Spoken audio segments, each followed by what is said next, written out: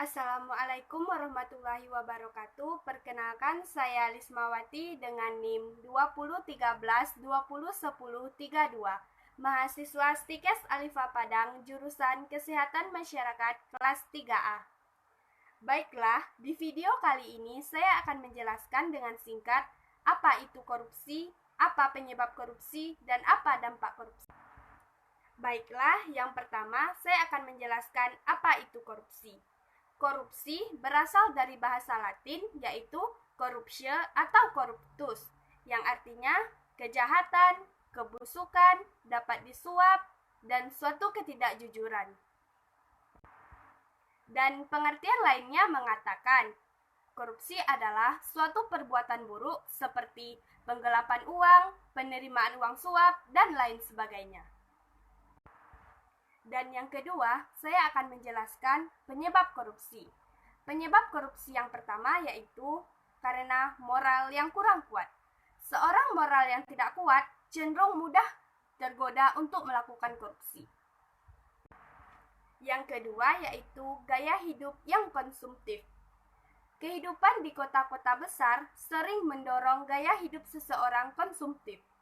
Perilaku konsumtif bila tidak diimbangi dengan pendapatan yang memadai akan membuka perilaku seseorang untuk melakukan berbagai tindakan agar keinginannya dapat tercapai.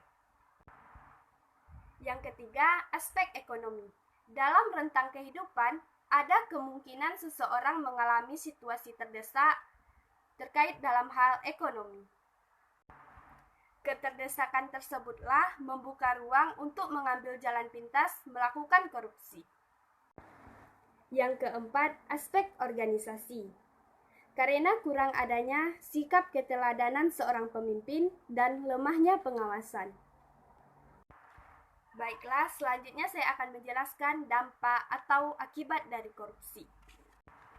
Dampak masif korupsi. Yang pertama, berdampak pada aspek ekonomi. Dengan semakin maraknya korupsi, akan menimbulkan beberapa keadaan. Yang pertama, penurunan produktivitas dan industri. Yang kedua, semakin banyaknya PHK atau pengangguran. Yang ketiga, penurunan pendapatan negara. Dan yang keempat, meningkatnya hutang negara. Dampak akibat korupsi yang ketiga yaitu dampak sosial dan kemiskinan bagi masyarakat. Ada beberapa keadaan yang akan merugikan masyarakat. Yang pertama, harga bahan pokok akan semakin meningkat. Yang kedua, tingginya atau meningkatnya angka kriminalitas. Yang ketiga, solidaritas sosial akan semakin langka. Dampak akibat korupsi yang ketiga yaitu runtuhnya otoritas pemerintah.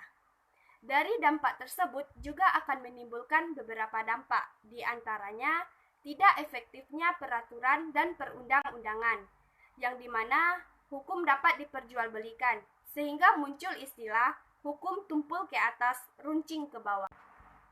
Dampak akibat korupsi yang keempat yaitu berdampak terhadap politik dan demokrasi. Hal tersebut juga menimbulkan beberapa dampak. Yang pertama, munculnya kepemimpinan yang korupsi. Yang kedua, hilangnya kepercayaan publik. Yang ketiga, hancurnya kedaulatan rakyat. Dampak akibat korupsi yang kelima yaitu dampak terhadap penegakan hukum. Hal ini menimbulkan dampak, di antaranya hilangnya kepercayaan rakyat terhadap lembaga negara. Dan dampak akibat korupsi yang terakhir yaitu akan membawa dampak terhadap pertahanan dan keamanan.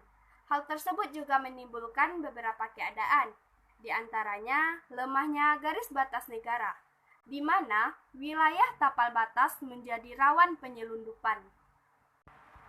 Hanya itulah materi singkat yang dapat saya sampaikan mengenai korupsi.